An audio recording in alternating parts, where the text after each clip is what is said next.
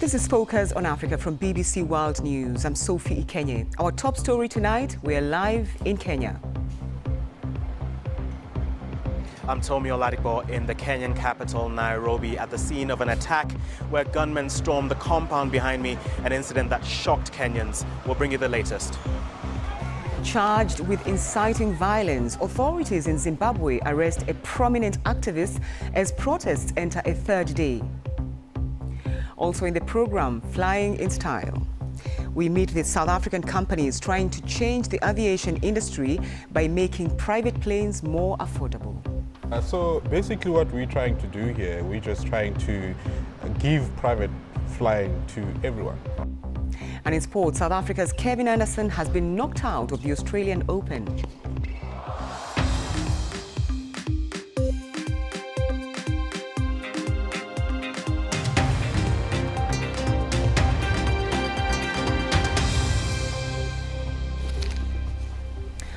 Thanks for joining us on Focus on Africa from BBC World News. We begin tonight in Kenya, where there are fears the death toll could rise following an attack by gunmen in Nairobi. Well, so far, the official number of those killed in the Dusit complex attack remains at 14. Over 700 others were evacuated, some with severe injuries. 50 people remain unaccounted for. Now, the attack happened on Tuesday afternoon when gunmen stormed into the complex that housed a luxury hotel and other businesses in the Westlands suburb of Nairobi. Well, Kenyan police say all 5 attackers were killed. Well, joining us now from Nairobi is our Africa security correspondent, Tomi Oladipo. Tomi, what's the latest on the situation there tonight? Well, Sophie, you might be able to see the traffic flowing behind me. The security cordon has been relaxed. The premises hasn't been opened yet. Obviously, there's still the cleaning up going on. But Kenyans are coming to terms with the events of the past day and a half. It wasn't a bad dream. People are now getting more information about who survived and who was lost. So it's been a difficult time for Kenyans. In an attack that was claimed by the jihadi group Al-Shabaab, they say they carried this out in response to the U.S. recognizing Jerusalem as the capital of Israel. But in terms of the incidents here and what's been happening, my colleague Mercy Juma has this report. CCTV footage shows gunmen from the Islamist group Al-Shabaab entering the Dusit complex in Nairobi on Tuesday afternoon. Run down! Run! The attackers forced their way into a hotel and office buildings, hurled explosives and started shooting indiscriminately at people. For many hours there was gunfire and explosions as security forces engaged the gunmen and tried to secure those trapped in the buildings. Many of the survivors were too shocked and scared to speak. Those who did told of the grueling wait to be rescued. By the time we reached the last entrance to come out, then the gunshots are being aimed at us. So we could not tell where they're coming from, who is shooting them. So we just retreated and went back to the offices. The siege went on all night. Those rescued were taken to trauma centers before reuniting with their relatives. Early this morning, another final gun battle. I can now confirm that as of about 1 hour ago, the security operation at Dusit complex is over and all the terrorists eliminated. As much as the rescue operation has been concluded at the Dusit D2 complex, Kenya's Minister for Security says this place will remain cordoned off as they embark on the secondary phase of combing through for evidence that will help them in their investigation.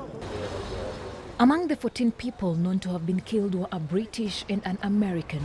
But with so many people injured in the 20-hour-long siege, it is feared that the death toll may rise. Mercy Juma, BBC, Nairobi. And with more analysis on this issue, I'm now joined by Dr. Hassan Kanenje of the Horn Institute based here in Nairobi, a think tank in Nairobi. First of all, how would you assess the response by the security agents to what happened here yesterday? Compared to previous responses, we would say this was a very swift response. They responded within a very short time. And I think we've learned from previous experiences, like in 2013, where it was a very chaotic response that actually, I think, led to much higher casualties than someone would have expected. So you'll say some lessons have been learned? Most certainly. There's significant improvement when it comes to information sharing, when it comes to involvement of citizens and their responsibilities, when it comes to the social media, when it comes to reporting generally, both from the government side and from people who were involved. Is there any way, I mean, we saw civilians caught up in this. Is there any way in which civilians can be made more aware of how to respond when these kinds of attacks happen? Obviously not fear-mongering, but how can they respond better? Citizens, when it comes to security, it's a collective responsibility of all citizens. And I think something with regard to civic competence in security matters is going to be something helpful that we need to teach all citizens, young and old, on what to do when a terrorist attack happens in the country. So sort of public education campaigns? Exactly. How will Kenya recover from this? Will Kenya recover from this? Most certainly. You know, this is not the first time Kenya has endured such an attack. And I think progressively it has become better at responding to it. Now, as it works towards tackling this threat, of course, we also have to understand the context, the regional dynamics, especially the presence or existence of a governed spaces in Somalia, that unless we are able to fix that and help that country stabilize, it's going to be a little bit challenging for us to be safe. But it's a catch-22, isn't it? Kenya wants to help Somalia, but at the same time, they don't want to give in to Al-Shabaab. No, we certainly cannot give in to terrorists because they have a perverted ideology, which is not really helpful, it's counterproductive, and therefore I think the country has to remain vigilant, but at the same time work with its neighbors and the other international partners to make sure that collectively they can collaborate in combating the threat of terror. There have been some claims that the security agencies are not acting upon intelligence. They've been rigid when it comes to intelligence gathering and implementation. How would you respond to that? Well, in some instances, you can say old habits die hard. However, to be fair, I think that the security services in the country have significantly improved with regard to their response. Now, there are instances where the threat has been thwarted many times. But as they say, the terrorists only need to get lucky once to have an impact. Al-Shabaab claiming that they carried out this attack because of the U.S. involvement, naming Jerusalem as the capital of Israel. But it's Kenya that has suffered. What do you think this means for Kenya, being very close partners with the U.S.? Of course, Al-Shabaab and other terrorist groups, they're always going to have all manner of excuses. Number one, compared to, let's say, ISIS, Al-Shabaab is more nationalistic in terms of its agenda and it's regional. There's a lot more localized issues and grievances within Somalia, actually. So the claims to Israel, I think it's neither here or there, and I think they're simply looking for subterfuge for whatever they're doing. Finally, why do you think they would pick a place like this to attack? This complex, which has got a hotel, it's got businesses. Why here? Kenya, because of its geostrategic location, hosts a number of expatriates and international agencies. And part of the reasons or the planning of terrorist groups is to have the maximum impact. So attacking a place such as Kenya, and especially the facility and the hotel that was attacked, communicates maximum messaging when it comes to international to show that they are still relevant even though they're actually on their deathbed. Okay, thank you very much for that. That's Dr. Hassan Kananje of the Horn Institute. Now, obviously, information still coming out, and we'll be following this over the next few days. Back to you, Sophie. All right, Tomi Oladipo for us there in Nairobi. Thank you. Now, for the latest developments on that story, you can head to the BBC website where you will find much more on the Nairobi attack as well as other African headlines. That's at bbc.com/news. Let's now take a quick look at other stories making headlines across Africa. Several thousand people have fled Ran in northeast Nigeria following a violent attack on the town on Monday, with many fleeing across the border to Bodo in Cameroon. The United Nations last week warned about growing violence by Boko Haram militants in northeastern Nigeria, saying that more than 30,000 people, mostly women and children, have fled their homes in the conflict-ridden area over the past weeks. And there are reports of fighting between armed groups on the southern outskirts of the Libyan capital, Tripoli. Residents told local media that medium and heavy weapons had been used in the armed confrontations that started in Souk al-Ahad neighborhood. Meanwhile, the Tripoli Protection Force, a recently formed merger of the capital's strongest militias, has vowed to defend the city from anyone who tries to undermine security. And the government of Equatorial Guinea says it has established a one-stop shop to allow entrepreneurs to set up business in only 7 days. It's hoped the move will attract investment and promote growth. But the country has long faced criticism over an authoritarian regime and human rights abuses. Dozens of Zimbabweans have appeared in a Harare court charged with public violence. Among the accused was prominent activist Pastor Ivan Mawarire. It follows 3 days of stay-at-home protests over the soaring cost of fuel. Telecommunications have been cut off for most of the day as the president says he is deeply saddened by the violence. The BBC's Shinga Inyoka reports from Harare. It's day 3 of the national shutdown. Families are running out of food and desperation is setting in.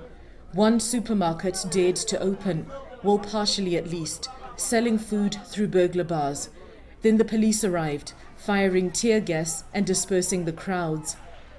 Today, authorities made their most high-profile arrest, government critic and pastor Ivan Mawarire. He posted videos on social media encouraging Zimbabweans to join the 3-day strike by staying home. He's charged with inciting public violence. We've asked how asking for people to stay away can constitute incitement to violence. But of course, this is a new dispensation. Hundreds more have languished behind bars for days. Under heavy police guard, some of them have come to the courthouse. Authorities accuse them of carrying out well-planned attacks. Their families, however, say that they were wrongly arrested. We met some families outside the courthouse jail, waiting for their loved ones to arrive to give them food. He was wearing a vest, and police suspect he was one of the protesters, but he says he was returning from buying cement. He has receipts that prove he was buying cement. It's not fair for him, because people are there who did that, they are out there. The ones who, most of them who are arrested, they are not part of the thing. Speaking from Russia, President Mnangagwa has said that while it may not always feel as if the country is moving in the right direction, Zimbabwe will get there. The government has offered more money to civil servants to cushion them against rising prices. For everyone else, little has changed. Shinga Inyoka, BBC News, Harare. This is Focus on Africa from BBC World News. Still to come, we speak to the first African to win Olympic gold in Taekwondo about growing the sport in his own country. I'm Sophie Ikenya and you're watching Focus on Africa from BBC World News. The top stories on this program: relieved families are reunited in Kenya following a 19-hour Al-Shabaab siege which left 14 people dead and others injured in Nairobi. Zimbabwe protests have entered their 3rd day. A prominent activist has been arrested, but some connectivity has been restored in the country. Now, anti-apartheid activist Albie Sachs dedicated his life to fighting injustice, and it nearly cost him his life. In 1998, a car bomb planted by apartheid state agents took his right arm and the sight in his left eye. As a judge in a democratic South Africa, he helped write the new constitution. 25 years on, the country is preparing for key elections. One of the issues is land redistribution, something I asked him about. It's a huge national debate. The way President Ramaphosa refers to it is this is the original sin that we are grasping now, the dispossession of the great majority of the people from the land. By law, By law, not just in practice, by law, 87% of South African land was reserved under apartheid for whites only, and that included the most prosperous areas of the country. It's changed, but far too slowly. There has to be very radical redistribution. But, and this is the point that's coming through, it has to be done constitutionally, it has to be done with participation, it has to be done in a way that's not going to destroy the food supply and wreck the economy. How to build all these things in, that's the project facing government today, but it's also facing civil society, facing everybody who's concerned. How do you think the Constitution can be changed to suit everyone? You know, my own view is the Constitution already of 1996 allows for massive land reform and without compensation in appropriate circumstances. Expropriation without compensation is already allowed. Some people are saying the language of the Constitution is not clear enough, let's make it explicit. But then the argument is, we don't mean you can just go and grab any piece of land and say it's in the public interest and then give it out to your friends. We don't want a repeat of what happened in a country, I won't mention it by name, it's a little bit north of South Africa. That is the fear, isn't it? Because, we don't want that. That's a very clear example of how not to do things, a negative example, but we can't allow the status quo to continue. We will never really have a prosperous, united South Africa when the impact of colonial dispossession hasn't been dealt with in a very, very affirmative way. Do they have the government support that they really need, or because there's some who feel that they might be overreaching, so to speak? There have been some complaints by some people that the judiciary has been overreaching, but generally the feeling is, thank heavens for the judiciary reminding Parliament that it has to be a vital, open, lively, debating society and not simply sucking up to the president, which is what the complaint was before. And we now have a new president who's insisting that proper procedures be followed. He's doing things openly himself. So there's a completely new spirit in South Africa now, and it's a spirit not just from the top, it's getting support from the bottom. Judge Albie Sachs there. You're watching BBC Focus on Africa. Let's find out what's happening in the world of sport. Mimi. Thank you very much, Sophie. Now, South Africa's Kevin Anderson is out of the second round of the Australian Open after he was defeated by American Francis Tiafoe, whose parents are from Sierra Leone. Last year's Wimbledon finalist and fifth seed Anderson, who struggled with an elbow injury, took the first set. But his 20-year-old opponent fought back to win the next three sets, 6-4, 6-4, 7-5, and book himself a place in the third round. To football, former Cameroon captain Stéphane Mbia has ended his contract with French club Toulouse by mutual consent after a short spell at the club. The 32-year-old midfielder leaves just 5 months after signing, having only made 5 appearances for the club. His next move is not yet known. Now on Tuesday, we reported that Tunisia's Espérance were celebrating their club centenary. Well, check out these spectacular pictures of the festivities. The reigning African champions are marking 100 years since the club was founded in front of their headquarters. Really incredible images there. Some happy fans have been saying what this big milestone means for them. I arrived from Krouan and I sleep outside during the games. For me, it's normal. The team deserves everything. It's 100 years of titles, 100 years of ambience and joy, 100 years of espérance. Incredible scenes. And finally, back in 2016, Sheikh Salah Cissé became the first African to win Olympic gold in Taekwondo and did so in dramatic fashion, beating Great Britain's Lutalo Mohammed with a last-second kick to the head. BBC Sport Africa spoke to him back home in the Ivory Coast about his victory, his life, and his efforts to introduce more young Ivorians to the sport. From the day you're born, you need someone to inspire you. For me, it was Samuel Eto'o. He was a source of strength, someone I greatly admire, a workaholic, and I tried to follow his example in Taekwondo, and this is the result. Just like his hero, Sheikh Salah Cissé is now not only an African champion, but an Olympic gold medalist too. You do sport for fun. You are young, you enjoy your sport. It's true that it's our job, but it's enjoyable too. Then suddenly, you win an Olympic gold medal and the President of the Republic is calling you. In 2016, aged 22, Cheick became the first African to stand on top of an Olympic podium for Taekwondo. His life having changed in a second. Quite literally so. Cheick's historic gold medal came as a result of his perseverance, one of his many qualities. Cheick started martial arts as a 6-year-old in his hometown of Bouaké in northern Ivory Coast. Today, in Abidjan, he is inspiring the next generation and wants more Olympic medals for Africa in a bid to make the continent shine. Fantastic, inspiring the next generation. That's all the sports. Back to you, Sophie. Thank you, Mimi. Thanks for that. Quite inspiring indeed. Now, Africa is a vast continent, obviously, so inevitably there are many remote locations which are inaccessible by road. As a result, there's a growing demand for small aircraft that can land and take off in far-flung areas. But there are just a few hundred private jets in the whole of the continent. But now, companies in South Africa are trying to change that by making small aircraft affordable. Well, the BBC's Vumani Mkhize explains.